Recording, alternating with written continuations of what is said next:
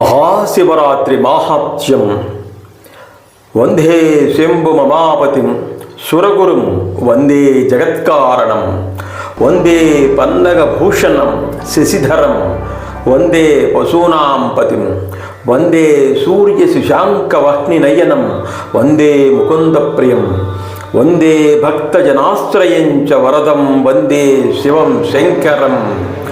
అష్టాదశ మహాపురాణాలలో అగ్ని, పద్మ, స్కాంద, శివ, గరుడ మొదలైన పురాణాలలో శివరాత్రి పర్వదిన ప్రశంస కనబడుతోంది. వీటిలో తాత్పర్యం ఒకటే.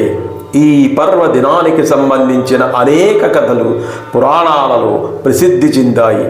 అసలు మాఘ బహుళ చతుర్దశి తిథి నాడే మహాశివరాత్రి పండుగని ఎందుకు చేసుకోవాలి అన్న ప్రశ్నకు సమాధానంగా మనకొక కథ వినిపిస్తోంది. ఒకసారి బ్రహ్మాది దేవతలతో సహా సమస్త సృష్టి ప్రళయంలో లీనమైపోయింది. ఆ సమయంలో కాత్యాయనీదేవి సృష్టి బీజాలన్నింటినీ ఒక మహాపద్మంలో భద్రం చేసి ఆ పద్మాన్ని తన చేతిలో ధరించి పరమాత్మని ధ్యానం చేస్తున్నది. ప్రళయ సమయం పూర్తయింది. తిరిగి మళ్ళీ సృష్టి చేయడానికి ఆ పరాశక్తి కాత్యాయని పరమశివుణ్ణి ప్రార్థించింది. ఆ శక్తి ప్రార్థనని మన్నించి ప్రసన్నుడై శివుడు ఆమె ముందు ప్రత్యక్షమైనాడు. ఆ రోజు మాఘ బహుళ చతుర్దశి.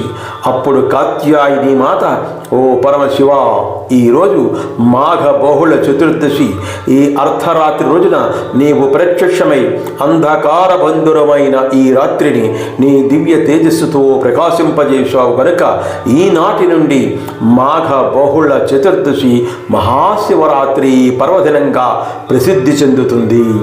ఈ రోజున ఉపవాసం ఉండి నీవు సాక్షాత్కరించిన అర్ధరాత్రి సమయంలో నిన్ను పూజించి వాళ్ళు ఇహపర సౌఖ్యాల్ని అనుభవిస్తారు అన్నది.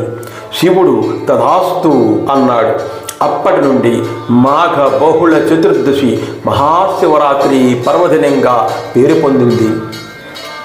శివరాత్రి మహోరాత్రం నిరాహారో జితేంద్రియ అర్చయేత్వా యథాన్యాయం తథా ఫలం అవంచకః యత్ఫలం మమ పూజాయాం వర్షమేకం నిరంతరం తత్ఫలం లభతే సత్యం శివరాత్రే వదర్చనాత్.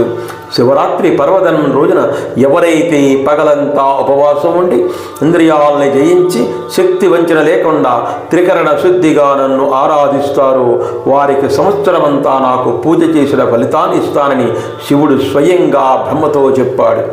జన్మానుకో శివరాత్రి అనే సామెత లోకంలో ప్రచారంలో ఉంది. బహుశా ఆ సామెత పై శ్లోకభావం నుండే పుట్టి ఉంటుంది. మనకి సాధారణంగా 2 రాత్రులు గుర్తుకు వస్తాయి. చక్కగా ఆనందంగా గడిస్తే శివరాత్రి, లేకపోతే కాళరాత్రి. ఋగ్వేదంలో రాత్రి సూక్తమని ఒక సూక్తం ఉంది. ఆ సూక్తం రాత్రిని ప్రశంసిస్తుంది. రాత్రి సమయం ఇంద్రియాలు సేద తీరడానికి అనువుగా ఉంటుంది.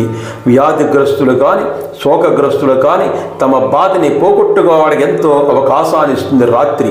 ఈ విధంగా రాత్రి ఆనందాన్ని కలిగిస్తున్నందువల్ల రాత్రిని ఆనందదాయినిగా సూక్తం ప్రశంసించింది. శివంతు పూజయిత్వా యో జాగర్తి చ చతుర్దశీం మాతుః పయోధరరసం న పిబేత్ స కదాచన. శివరాత్రి రోజున ఎవరైతే శివుణ్ణి పూజించి రాత్రి జాగరణ చేస్తారో వాళ్ళకి మళ్ళీ తల్లిపాలు తాగే అవకాశం రాదు. అంటే ఆ జీవుడికి మళ్ళీ జన్మ లేదని అర్థం. ఉపసమీపేయో వాసః జీవాత్మ పరమాత్మనోః ఉపవాసః స విజ్ఞేయః సర్వభోగ వివర్జితః సర్వభోగ వివర్ణితః. అన్ని భోగాలని విడిచి జీవాత్మ పరమాత్మ సమీపంలో ఉండడమే ఉపవాసం అని అరోహోపనిషత్తు ఉపవాసాన్ని కారణాన్ని చెప్పింది. భూత శక్తులు శివుడు సంచరించే సమయం రాత్రి సమయం గనక రాత్రి వేళలో శివారాధన చెయ్యాలి. మహాశివరాత్రి పర్వదినం రోజున అర్ధరాత్రి సమయంలో శివాలయంలో శివరాధనలు నేటికి జరుగుతూనే ఉన్నాయి.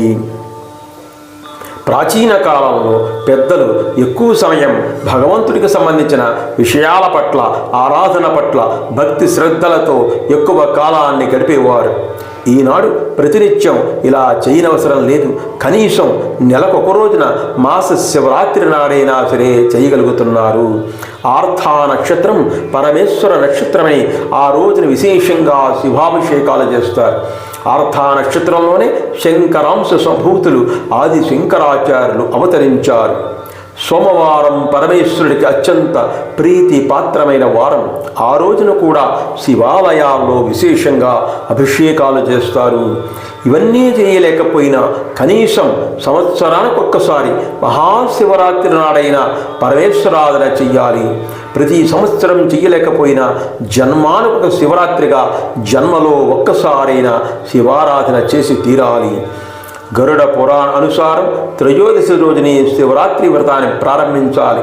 మనస్సులో కొన్ని నియమాల్ని నిర్ధారించుకోవాలి. స్వామి ముందు ఇలా సంకల్పం చెయ్యాలి. ఓ మహాదేవ శివ, నేను ఈనాటి నుండి దీక్షను స్వీకరిస్తున్నాను. నేను చతుర్దశి రోజు రాత్రి జాగరణ చేస్తాను. నా భక్తిని శక్తిని అనుసరించి పగటి పూట దానాలు హోమం తపస్సు చేస్తాను. శివరాత్రి మరుసటి రోజున మాత్రమే భోజనం చేస్తాను. నాకు ఆనందాన్ని మోక్షాన్ని అనుగ్రహించు శివ అని ప్రార్థించాలి. తరువాత గురువుగారి దగ్గరికి వెళ్ళి స్వామికి పంచగవ్యాలతో ఆవు పాలు, ఆవు పెరుగు, ఆవు నెయ్యి, ఆవు పేడ, ఆవు పంచకం ఇలా పంచామృతాలతో పాలు, పెరుగు, పలరసం, తేనె, నెయ్యి ఇలా అన్నిటితో అభిషేకం చేయించాలి. నువ్వులు, బియ్యం కలిపిన వండిన అన్నాన్ని ఆవు నేతితో కలిపి హోమంలో హవిస్సుగా వెయ్యాలి. తరువాత పూర్ణాహుతిని నిర్వహించాలి. ప్రత్యేకంగా శివరాత్రి వ్రతాన్ని చేసేవాళ్ళు అర్ధరాత్రి 3వ, 4వ జాములలో కూడా హోమం చెయ్యాలి. మిగిలిన సమయంలో శివ కథలను వినాలి. మరునాడు ఉత్తమ బ్రాహ్మణులకు, శివభక్తులకు అన్నదానం చెయ్యాలి. ముఖ్యంగా పరమేశ్వరుని బిల్వ దళాలతో అర్చించాలి. ఇవన్నీ ఈనాడు సామాన్యులు చెయ్యలేరనే దేవాలయాలు ఈ కార్యక్రమాలన్నీ నిర్వహిస్తున్నాయి. శివదేవుడికి సంబంధించిన పురాణ ప్రవచనాలు, హరికథలు, సంగీత కచేరీలు, నృత్యాలు చేయిస్తున్నాయి. శివరాత్రి పర్వదనం రోజున ఎవరైతే పగలంతా ఉపవాసం ఉండి ఇంద్రియాలను జయించి శక్తి వంచన లేకుండా త్రికరణ శుద్ధిగా నన్ను ఆరాధిస్తారో వారికి సంవత్సరమంతా నాకు పూజ చేసిన ఫలితాన్ని ఇస్తానని శివుడు స్వయంగా బ్రహ్మతో చెప్పాడు. సంవత్సరానికి ఒకసారి వచ్చే మహాశివరాత్రి నాడు మాత్రమే భారీగా మనం చేయగలుగుతున్నాం. కానీ ఆనాడు శంకరస్వామి నిత్య శివరాత్రి వ్రతంగా 8 జాములు అభిషేకం చేయడం అనేది ఎంత ఆశ్చర్యకరమో కదా. పరమశివుడు భోళాశంకరుడు. ఈ స్వామి సర్వసులభుడు. స్వామి తలపై కొంచెం నీళ్లు పోస్తే అభిషేకం చేసినంత ఆనందాన్ని పొందుతాడు. పత్రిని, మారేడు దళాన్ని తలపై వేస్తే పరవశిస్తాడు. ఇలా చేసిన వాడింటికి కల్పవృక్షం వచ్చి నిలుస్తుంది, అంటే కోరికలన్నీ తీరుస్తుంది. కల్పవృక్షం కామధేనువై ఇంటి ప్రాంగణంలో ఉంటుంది.